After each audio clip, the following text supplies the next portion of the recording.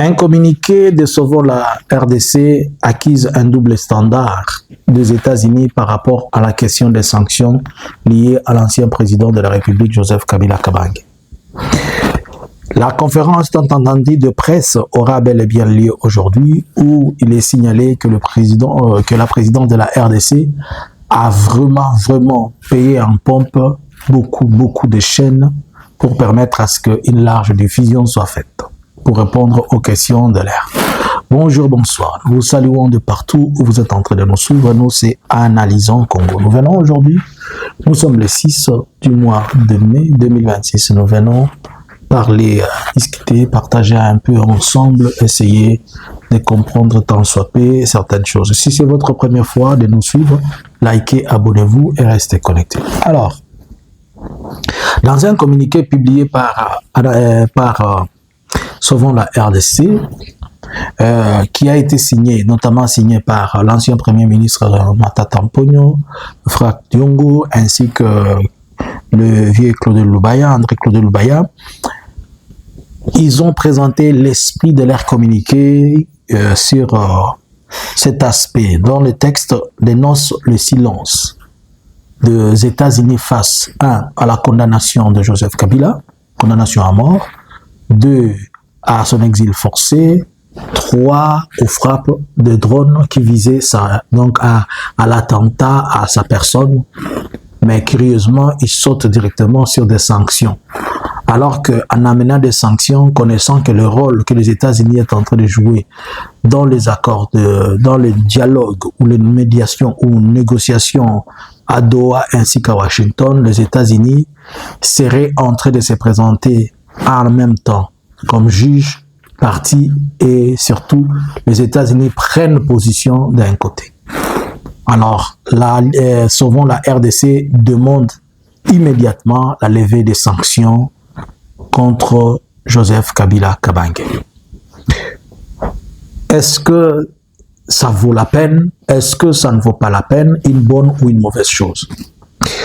Nous pouvons dire que ça vaut vraiment la peine. Pourquoi? Puisque vous devez comprendre que Joseph Kabila, l'ancien président de la République, est presque le président de cette plateforme-là politique. Et s'il est le président de cette plateforme politique, souvent la RDC n'est pas un groupe armé, c'est une plateforme politique. Et ils ne peuvent que se retrouver, leur langage, leur manière de s'exprimer, c'est en faisant de dénonciation, de communiquer et en demandant à ce que la chose soit comprise et surtout en dénonçant. Ils dénoncent à temps réel, puisque si je dis à temps réel, c'est-à-dire quelques jours après que ces sanctions soient tombées, pas pour démontrer une faiblesse, mais aussi leur dénonciation passe, moi je la prends comme une accusation. En lisant l'esprit de ce qui est écrit, lorsqu'ils disent par exemple, on pointe du doigt l'administration, les textes dénoncent le silence de l'administration américaine. Oui, le silence de l'administration américaine, comment? Les États-Unis ont vu comment un procès qui bâclé a commencé. Un procès sur la personne de Joseph Kabila. Le procès en question avait toutes les irrégularités possibles. Les États-Unis n'ont pas soulevé le doigt. Ils n'ont pas dit que non, ce que vous êtes en train de faire conduit à des mauvaises... conduit à un risque potentiel de tension entre vous. Ils ont vu comment Félix est en train d'aller à l'encontre de toute la matière qui est liée aux éléments et des choses qui sont antidémocratiques. Alors que ce sont eux qui prennent des valeurs démocratiques et ils l'ont laissé. C'est pour dire que les États-Unis ont pris part et les États-Unis ont démontré qu'ils sont antidémocratiques et toute personne qui est antidémocratique est la personne qui reçoit. Le message que les États-Unis sont en train de passer, c'est un message pour démontrer et pour dire à d'autres pays que la démocratie n'est que quelque chose qui se parle, qui se dit dans la bouche, mais sur le plan pratique, elle n'est pas là. Le silence dont souvent la RDC est en train de dire ici, c'est le fait qu'ils ont vu comment le Messie a été obligé. Il s'est décidé de rentrer chez lui après ses études en Afrique du Sud. Mais quand il veut rentrer à Kinshasa, Kinshasa commence à les poursuivre. Mais il se décide de rentrer quand même chez lui, à Goma, et on en fait un problème. Et ils en font un problème au lieu, c'est comme si Goma n'était plus la RDC et qu'en rentrant à Goma, ça devient un problème. Ou les Congolais qui sont à Goma ne sont pas des Congolais, ceux sont Congolais, ceux qui sont à Kinshasa. Donc, la politique des États-Unis, elle démontre facilement que les États-Unis est pour et facilite que notre pays va vers la soudanisation. Puisque si aujourd'hui, Kabila qui a dénoncé et qui a alerté à propos de la soudanisation, et que tous les éléments et les ingrédients sont mis à table, il va y avoir un débat sur la question référendaire par rapport au changement de la Constitution. Ça sera déjà, c'est Félix qui aura déjà démarré et pas seulement activé, il aurait déjà donné l'autorisation à la soudanisation avec ça. Mais la partie gouvernement, la partie américaine qui joue un rôle de médiateur, il est médiateur dans le dialogue. Mais les États-Unis ont changé de médiateur en partie impliqué dans les conflits. Donc, aujourd'hui, même sur les questions de Doha, on doit se poser la question, est-ce qu'il faudrait encore que les Américains soient sur la même table de dialogue, de négociation, facilité de négociation, alors qu'ils ont déjà pris parti? Ça se comprend que quand on arrive, même quand Kinshasa jette des bombes sur Goma, sur Massissi, sur le plateau, et ça tue les gens, les États-Unis se taisent, ils ne disent rien. Mais il suffit que l'AFC essaie d'avancer pour que les États-Unis se prononcent. Donc les États-Unis veulent la souffrance du peuple congolais, ils ne veulent pas que les gens s'en sortent. C'est ça le message que les États-Unis sont en train de transmettre. Et c'est pourquoi on parle de ce silence-là. Et moi, je trouve que ce n'est pas seulement un silence, c'est une complicité. Les États-Unis deviennent complices de la souffrance et de la torture du peuple congolais.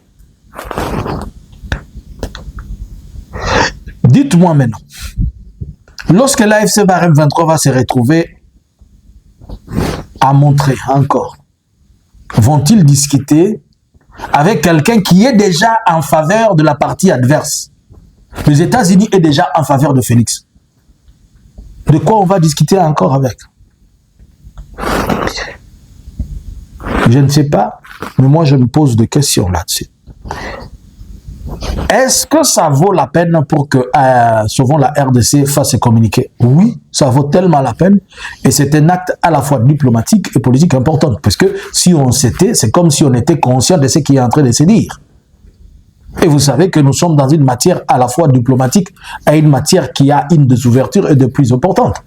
C'est comme qui dirais-je, tout le monde qui va s'asseoir avec Kabila pour discuter, si on ne sait pas, si on n'arrive pas à dénoncer cela, ceux qui sont complices. Demain, c'est là on viendra dire aussi qu'on sanctionne Matata, qu'on sanctionne, je ne sais pas, Franck Diongo, qu'on sanctionne Lubaya, qu'on sanctionne Makila, qu'on sanctionne. Alors, il faudrait maintenant dénoncer et leur dire non par rapport à ça. Donc, est-ce que ceci peut avoir de bons de résultats? Tout est possible puisqu'il s'agit de la matière diplomatique. Et il s'agit de questions purement de fond qui doivent être discutées. Alors, aujourd'hui, Félix doit parler. Il avait reporté cette conférence de presse puisqu'il attendait que les concerts de Fali finissent. Et il va parler de questions. Qu'est-ce qu'il va dire? Moi, je ne m'attends pas à grand chose dans ce que Félix va dire. Je m'attends à l'écouter encore accuser Kabila. Je m'attends encore à accuser Kagame. Je m'entends encore insulter les gens de sa part. Je m'entends encore à dire au peuple congolais que nous acceptions d'être des esclaves détenus par les Américains comme lui l'est déjà. Je m'entends à ce que Félix nous dise, tu vois les émigrés là, il ne faut pas être de mauvaise foi, machin, machin, machin, tu vois. Ce sont des choses sur lesquelles je monte. Félix devient un danger pour toute l'Afrique. Il devient un danger permanent pour toute l'Afrique. Puisque le comportement de Félix démontre à tout le dirigeant africain que si vous n'acceptez pas de devenir esclave des Occidentaux, votre pouvoir doit partir. Pendant que les autres sont en train de chercher à s'émanciper, pendant que les autres sont en train de chercher l'ouverture, lui, il est en train de nous retourner à 1940 à 1930. Aucun pays africain est encore sous colonialisme, mais Félix l'est. Félix devient un danger pour l'Afrique comme il est en train de démontrer aux Africains qu'entre nous, nous ne pouvons pas nous attendre. Pour que nous puissions nous entendre, il faut d'abord il faut prendre la volonté des États-Unis et la volonté de l'Union européenne. Son frère, Kabila est l'aîné du président, mais est né en président comme avant lui, mais moins âgé que lui, plutôt sage que lui.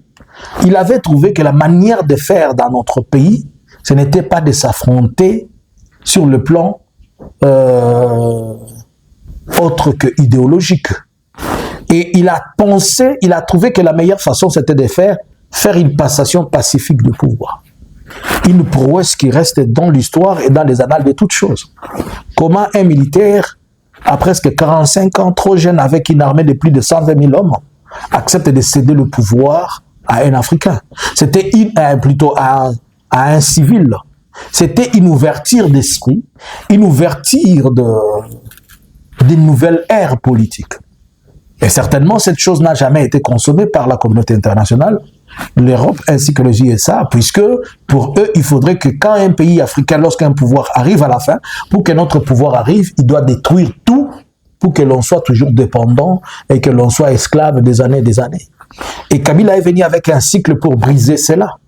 Et en brisant cela, il est devenu automatiquement ennemi de la soi-disant communauté internationale. Mais comme on a en face un esclave de la communauté internationale, qui est Félix, et comme il est toujours esclave de cela, lui, il est en train de passer les messages à tous les Africains. Non, la formule, ce n'est pas de nous attendre. La formule, ce n'est pas d'être unis. C'est que je suis en train de vous dire qu'il devient un danger pour l'Afrique entière. Pourquoi Félix est un danger pour l'Afrique? Puisque Félix nous montre, il montre aux Africains que bien que la traite négrière est finie, bien que la colonisation est finie, mais nous pouvons encore vendre nos terres aux étrangers et nous pouvons vendre la souveraineté. Il a vendu la souveraineté congolaise en prenant les terres congolaises, les donner aux Américains pendant un siècle. Il a vendu la souveraineté congolaise en prenant un autre peuple amené chez lui. Et vous comprenez que ceci embarrasse pas seulement le Congo, il embarrasse tout le président africain. Puisque pour tous les présidents africains qui veulent s'opposer, on va leur montrer, on va leur dire, mais regardez l'exemple de Félix, il est bien avec nous, il est en train de bien marcher. Mais on n'a jamais été bien avec les Américains. Et c'est la leçon que Félix a oubliée. Et il est en train de croire qu'il va faire la différence. Les Américains peuvent lui accorder ces quelques années-là. Mais au finish, il va se retrouver, fuir, je ne sais pas si ça sera en Grèce ou en Turquie ou comment, avec son état de santé qui est compliqué. Félix est un danger permanent, pas seulement pour le Congo, mais pour l'Afrique. Il a instauré un système d'abord de corruption de plus haut niveau. C'est lui qui défend la corruption partout. Il vous parle de la rétrocommission dans des chaînes internationales pour dire que non, faites ça. Il vous montre que le marché on doit d'abord privilégier l'étranger que la nation. Est-ce que vous comprenez? Et à la fois au niveau de la politique nationale, la politique internationale, la politique régionale, Félix devient un danger pour tout, puisque il boycotte, il s'arrange de compliquer toutes les organisations régionales africaines, mais accepte d'aller s'asseoir dans une discussion internationale. C'est-à-dire, lorsque les États-Unis, la Suisse, le Qatar lui demandent de s'asseoir, il est d'accord. Mais quand c'est l'Union africaine qui lui demande de s'asseoir, il n'est pas d'accord. Il complique tout ce qui vient de l'Union africaine. Alors, même tous les présidents de l'Union africaine, Félix il est en train de leur démontrer que votre organisation de l'Union africaine ne sert à rien. Vous l'amenez à l'EAC, il complique. Vous l'amenez à la SADC, il complique. Vous l'amenez au CPGL, il complique. Vous l'amenez au CIRGL, il complique. Il complique tout. Mais seulement quand il y a soit la MONUSCO, soit les Nations Unies, soit quoi, là il est d'accord. Puisqu'il est encore dans... Il vit sous l'emprise. C'est un esclave de la communauté internationale, Félix. Si vous regardez sa manière d'agir et son corps, pas sa manière d'agir, ses actes, sa diplomatie et tout le reste, vous comprenez que c'est un esclave de la communauté internationale. Il n'est pas à mesure d'écouter ce que Lorenzo lui dit, il n'est pas à mesure d'écouter ce que Sassou lui dit, il n'est pas à mesure de trouver la paix avec Kagame à Luanda, il n'est pas à mesure de discuter au Kenya, mais il est prêt à se retrouver au Qatar, s'asseoir, il est prêt à aller à Washington et sourire. Est-ce que vous comprenez? Quelqu'un qui est capable de faire de son pays une poubelle, une prison de tous les déchets, et il présente ça aux Africains comme étant une politique d'investissement, une politique de gagne, je ne sais quoi, je ne sais quoi. Félix est un danger pour l'Union africaine tout entière. S'il y a une réunion de l'Union africaine, il la boycotte, il envoie un représentant ou bien il reste sur Zoom. Mais il suffit qu'il attende qu'on est en train de parler de quelque chose en Allemagne, il va là-bas. Et c'est lui qui est le premier arrivé en Allemagne, arrivé en Belgique, demander des sanctions. Comme si depuis qu'il est en train de demander des sanctions, ça lui a permis de garder, de récupérer ne fût-ce que 2 km de territoire. Il est un esclave, il prend l'argent, même l'argent qui est censé servir son pays. Il est en train de faire des lobbying à l'étranger et il laisse les fonctionnaires de son pays sans argent, sans salaire. Voilà comment c'est un danger pour l'Afrique. C'est un danger économique, un danger social, un danger culturel. Comment se fait-il que il peut dépenser plus de 5 millions de dollars pour permettre à ce qu'une star de son pays aille festoyer ou faire un concert à Paris et que tous les avantages vont revenir à la France. Les billets sont achetés en France, les avions en France, les hôtels en France, les vêtements en France, les parfums en France, les terrains en France, les tours en France. Et après, il vient se frotter les mains, ils disent nous avons fait un acte culturel. Vous comprenez qu'il y a un problème dans la tête de cet homme. Félix, c'est un danger, pas seulement congolais, c'est un danger africain. Il devient un danger pour toute l'Afrique. Et si tous les Africains ne sont pas en train de voir le danger qui est dans cet homme, dans les jours à venir, les gens vont le retrouver après. Il a cette... ce n'est pas seulement un ego, il a cette soif de devenir à la fois Mobutu et Kagame dans la région de Grand Lac et prendre la place de Kabila. Mais par manque des atouts et par manque de compétences, il agit comme quelqu'un qui ne contrôle plus ce qu'il est en train de faire. Il veut être Mobutu sans armée. Il veut être Kagame sans leadership. Il veut être Kabila sans charisme. Et qu'est-ce qu'il va être?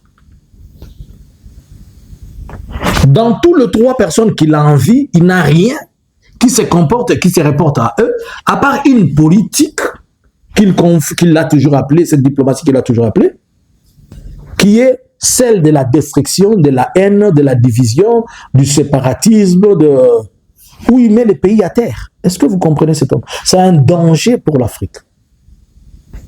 Félix, un danger pour l'Afrique. Si vous ne comprenez pas ça aujourd'hui, vous comprendrez demain. Observez-le, vous allez voir comment c'est un danger pour l'Afrique tout entière. Si vous aussi, vous comprenez que Félix est un danger pour l'Afrique, mettez dans les commentaires. Partage-moi cette vidéo à tout Africain et tous les présidents africains vont comprendre, 1 millier d'Africains vont comprendre et que les gens doivent faire attention avec cet homme. Il est en train de s'asseoir avec Ndayishimiye pour créer une guerre dans une région où il sait que la région est déjà en prise à beaucoup de choses. Lui-même, il divise les Banyamulenge. Lui-même, il regroupe les FDLR. Lui-même, il regroupe le Burundi. Alors que le Burundi et le Rwanda, ce sont les frères de même sang. Mais il divise les frères de même sang. Je ne sais pas si vous êtes en train de comprendre comment cet homme c'est un danger pour l'Afrique. Aujourd'hui, il a fait de nos jeunes Ouazalendo, de la chair à canon, des gens qui ne réfléchissent plus. Il a divisé totalement les Kivu, il a totalement dépiécé les Kivu. Il a totalement dépiécé les Kivu. Il a totalement dépiécé les Swahiliphones. Et tout leader de ces pays-là doit être... Il est en train de travailler pour préparer une guerre civile et un grand génocide plus tard. Je vais revenir pour vous expliquer comment. Félix est un danger permanent pour l'Afrique, pas seulement pour la RDC. Si vous aussi vous réalisez que c'est un danger permanent, j'attends vos commentaires. Bonjour, bonsoir. Analysins Congo subscribers.